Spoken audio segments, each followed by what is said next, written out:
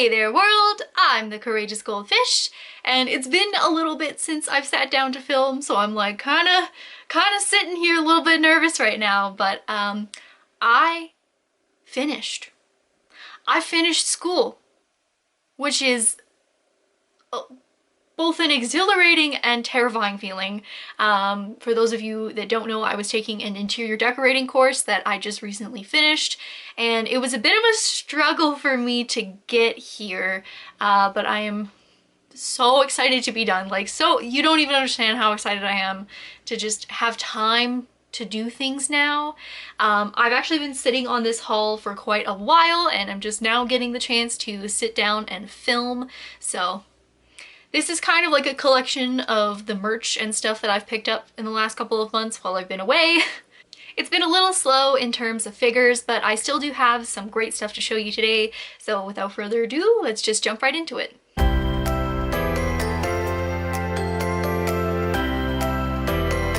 I'm gonna go ahead and get this one out of the way first. So I have another Funko Pop here. I know, we're all like, oh, Funko Pops, but I have talked about this in a video before, that when I collect Funko Pops, usually it's of figures that I can't get other physical representations of otherwise, or just ones that I think are really cool or special, like my Wonder Woman Pop that I showed in a haul like probably in September, I think. I'm also a big proponent of collect what makes you happy, and this one does make me happy even though she's kinda as a Funko Pop, but it is the Urza Scarlet. Oh!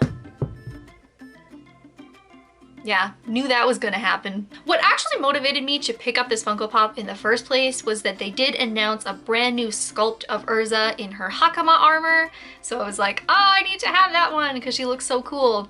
And then I decided it would be kind of neat to have the two of them as a set. So I did order the original Urza Scarlet Funko Pop. And to be honest with you, you guys know I love Urza. But this, definitely one of my least favorite pops in my collection. And that's saying something because I have some really old ones kicking around. The hair sculpt is not great. You can see there's not a lot of dimension to it, and it's kind of like weird on the top. You can see on the bottom of her hair, maybe in the B-roll a little bit better, that her hair, like the cut of her hair is pretty jagged. You can see like they didn't quite smooth it out as well as they could have. Mine has a little bit of like a glue stain on her face that I can't get out, and the sculpt of her body just in general is kind of like mediocre, and this is not an old Funko Pop by any means. It's like sort of old, but not old enough that they were still in their era of sculpting things this way. So overall, I think I either got scammed with a bootleg or this is just a really terrible Funko Pop. She, as you saw earlier, barely stays on her little stand. It does prop her up, but you cannot move her at all whatsoever because she just flops over. And I think that's because this, like the peg for her leg, is not tall enough. It doesn't stick all the way up in her boot, which essentially keeps her up for a little bit, but if you knock into her at all in any way, she's falling over. Guaranteed. So overall, not super satisfied with this Funko Pop. I am happy to have her though, because I think she will look really cool sitting next to the Hakama version one. I just hope I like that one better. She is shipping out to me soon from Big Bad Toy Store, so we'll see when she gets here. This month I actually have a couple of books to talk about, which is a little bit strange for me because I'm not really known for collecting like physical copies of things. I'm mostly just an online lurker. I watch my anime online. I don't usually read a lot of manga, so I am generally just a figure collector. I wouldn't really consider myself a manga collector. I do have a couple of series that I've somehow accumulated over the years through box sets that were gifted to me and such, but I'm not really a huge manga reader until recently. Recently, my friend has been getting really into manga, and so I wanted to take her to a used manga sale that was going on in our city. I didn't pick up any volumes there, but she kind of has slowly been converting me to want to pick up physical copies of series that I really love. So I do have some volumes on the way that I'm going to talk about in a second, but I got gifted the first 3 volumes of the Fruits Basket Collector's Edition for Christmas like years and years ago. it just wasn't the right time for me to pick up the series, I guess, because I didn't really enjoy it all that much when I first read the first 3 volumes. But then recently I got really into the anime and decided that I wanted to finish off the series. A, because I love Fruits Basket, and B, because the manga are just like so aesthetic. I love the colors and I love the size, and they're just tactilely very pleasing. I don't know. So I've been picking up the volumes slowly as I've been like needing to meet the Amazon free shipping requirements, you know? So I do have volume 4 here, which has Momiji and Hatori on it. This one is the kind of like purpley blue one. And I also have volume 5, which has Hatsuharu and Ayame on it. It's kind of like the red color one. And I actually do have all the rest of these volumes in an order that's coming to me from Right Stuff, which I'm gonna talk about again just a little bit later. But I do have all of these volumes purchased and on the way to me, so I'm super excited to show you the rest of them. I absolutely love this series. It needs no introduction. If you are a classic anime or a classic manga fan, I'm sure that you have heard of this before.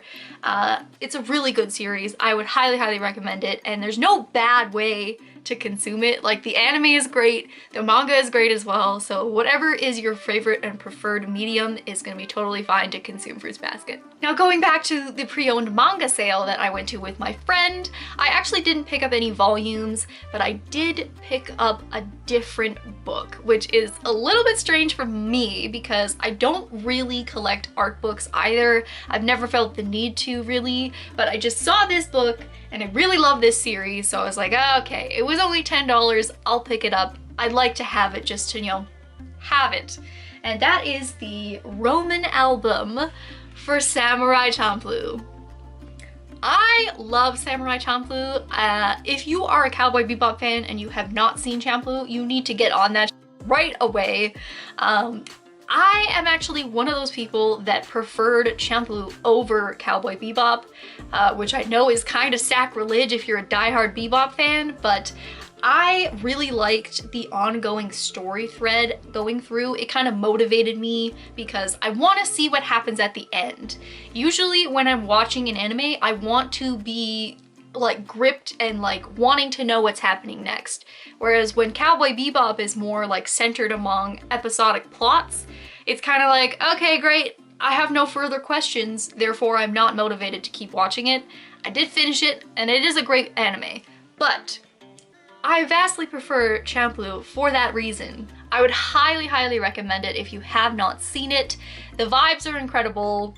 The art style is great, the music is on point, it's a pretty good plot, so if you like Bebop and you have not seen this, please see it. Going back to the actual Roman album itself, after I've just like gushed about Champloo for like probably 5 minutes, this thing is chock full of cool stuff. There is a ton of art in here, like sketches of all the characters, even the ones that only show up in one episode. There are like interviews with the art director, with the musical composer, with the voice actresses. Basically anything that you could think of is in this book. There's like at least 10 pages going through every single episode in the series and explaining what happens. So really, you could honestly just read this Roman album and understand what has happened in the plot. I love the full color illustrations, and they're in such high quality and printed on such nice paper that I'm like so obsessed with it. It's so pretty. I was just flipping through it at the manga sale and I was like, I don't need this, but I want it. Now, moving on to the actual figures, I have 3 to talk about today, 2 of which, in my opinion, have to come as a set or not at all. They are so perfect together.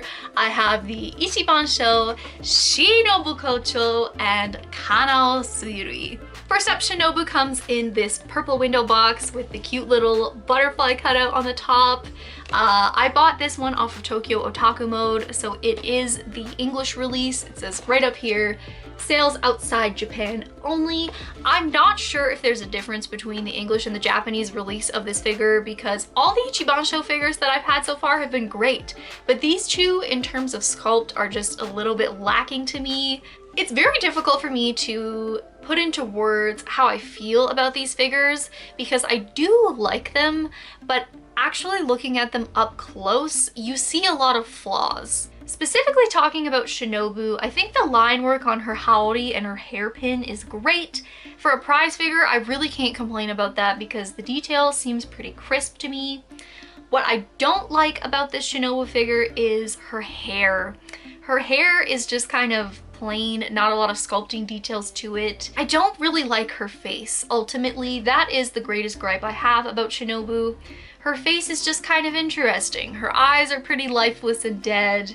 And also I was a little bit surprised about her mouth because it looked like in the promo pictures that she had like sculpted and like slightly glossy lips.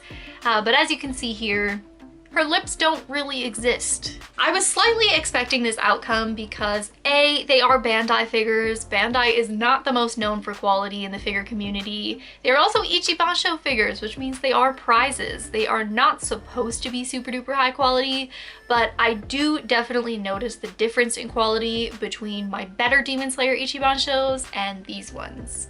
I had a lot of trouble with Shinobu's stand when she first came in, and I actually at first thought that her stand was broken because one of the pegs was flush with the base. Turns out you just had to go underneath, push out the little plastic part, and then the peg would rise from the depths. But that was still a little bit scary, and it still doesn't really secure her all that well onto the base because it does slip back down as gravity, you know, takes it, I guess. So not super satisfied with the stand mechanics on this one, but the butterfly is beautiful. And then Kanao, of course, she is absolutely adorable. Again, I have kind of the same criticisms about her as I did with Shinobu. Her paint job is slightly better in my opinion. The painting on her hairpin is really cute, and her face looks a little bit more lively than Shinobu's does.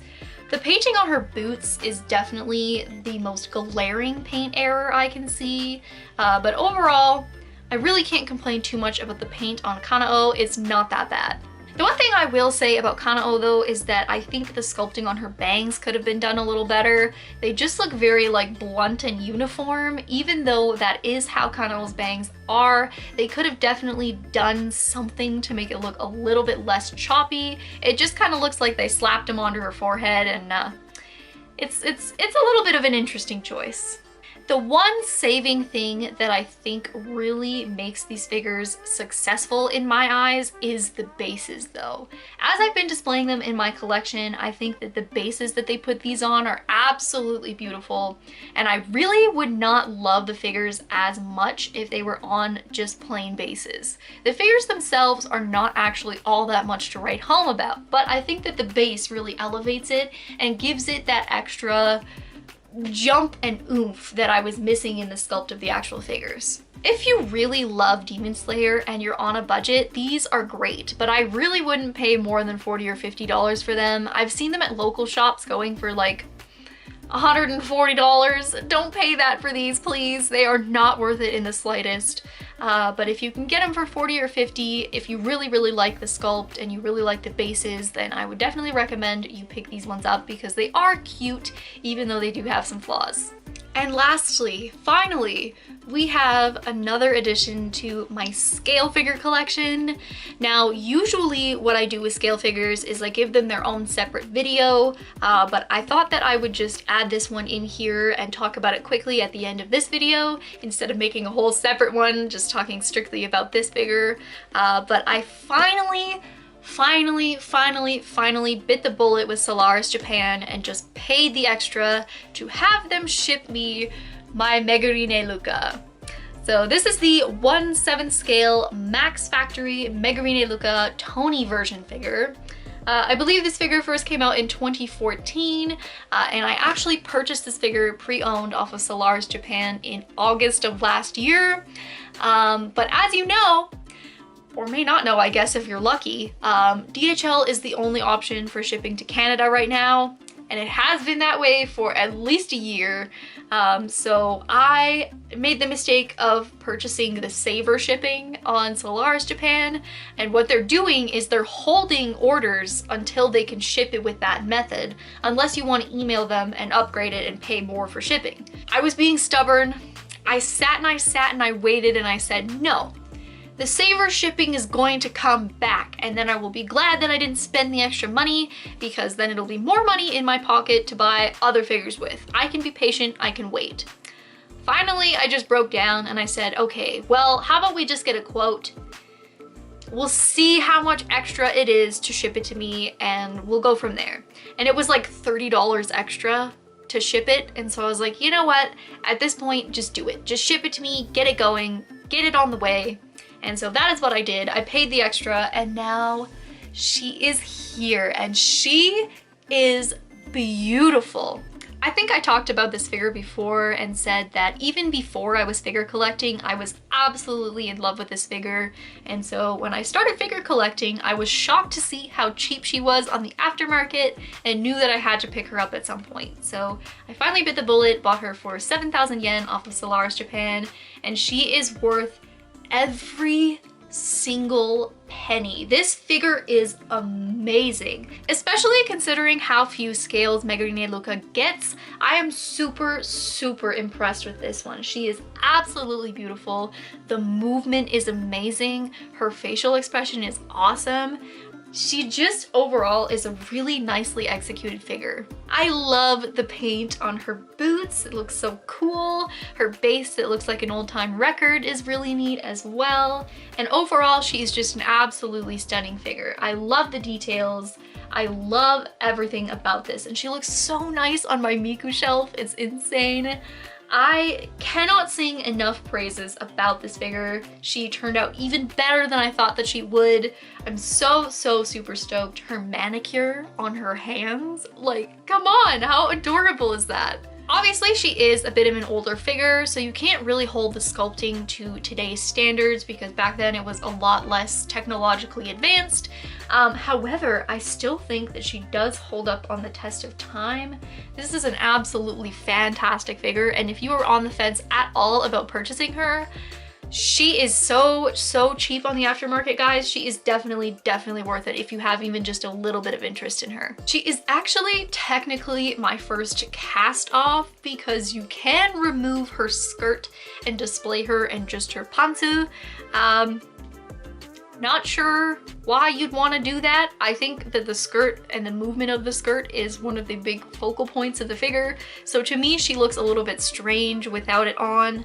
But if that's your thing, that's your thing. Going back to manga for a second, I mentioned earlier that I was kind of dipping my toes a little bit into collecting some series that I'm really interested in. And now I guess I should explain what I mean when I say I'm like kind of dipping my toes into the manga scene.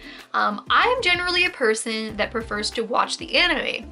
I just like the way that the animation and the music and the voice acting scratches my brain, so I usually vastly prefer it over reading manga. However, a lot of my all-time favorite series never got full anime adaptations, and so I thought to myself, it's not really risky to collect a series of manga that I know I already like the story. And don't you want to kind of know how it ends, question mark? So slowly, the devil side of my brain convinced me into starting to collect some manga. So I did place a big giant Right Stuff order. Because I live in Canada, I had to do a lot of math to make sure that I was actually getting a better deal ordering on Right Stuff than I would be just going to the bookstore. The only reason why it is still less expensive for me to buy from a US company and have it shipped to me through international postage is because I did get free shipping on the order. So it's only cheaper because I'm getting it shipped for free because I bought so many. When you exceed $250 USD on the Right Stuff website, shipping is free. And so after I calculated everything, it was actually cheaper per volume to do it this way rather than to buy it from like local bookstores. So I did end up doing that. However, what I didn't realize is that it all ships when everything gets in. I didn't realize that some of the things that I purchased were not in stock, so now I have to wait for a couple of volumes to come back in stock before they can ship my big giant order to me. So, you know, that's fun. Amateur mistake, I suppose, but it's okay. I can be patient, especially when I know I got a good deal on something. So I do have a big giant manga order coming. I'm not going to tell you what's in it because I'm going to unbox it when it gets here. But if you are interested in seeing what I have bought to start my manga collection, stay tuned. That'll be coming soon-ish. If Yen Press can start reprinting Black Butler soon. Please. So yes, that is the newest news in my world of figure collecting, and now apparently manga collecting. Every time I start these hobbies, I'm always like, I'm only gonna get like a little bit into it, and then my wallet cries out in pain and goes, why? Why are you doing this to me? That is all I have to talk to you about today. I'm super excited to finally have time to make content for this channel again, so you'll be getting regular uploads again. I have a pretty big May and June order coming to me, so if you are interested in figures, you can hit the subscribe button down below to watch me unbox those in a few months. But again, as always, thank you so much for watching, and I'll see you on the flip side.